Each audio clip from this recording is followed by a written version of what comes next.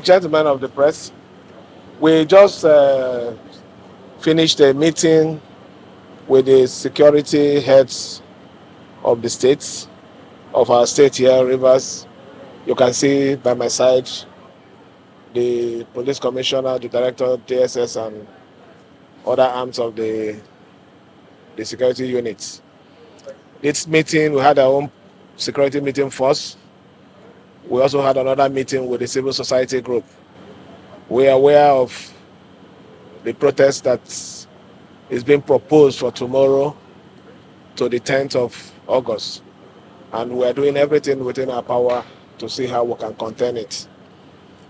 Their demands or their complaints might, like I said, genuine, that they are hungry, issue of governance, but the truth still remains, this is not the right time, because we have a lot of issues at hand that we cannot and should not allow anything go wrong.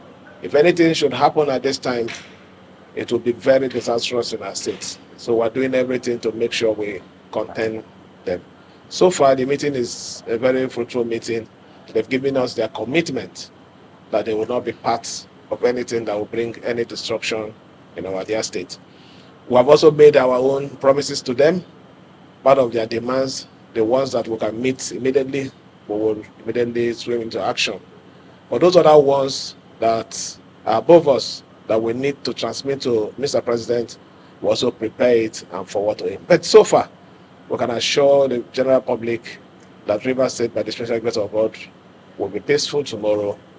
People will go about their normal businesses. If there should be anything, it will never be something that will be out of hand. I can assure you that. Thank you. Where is the mic?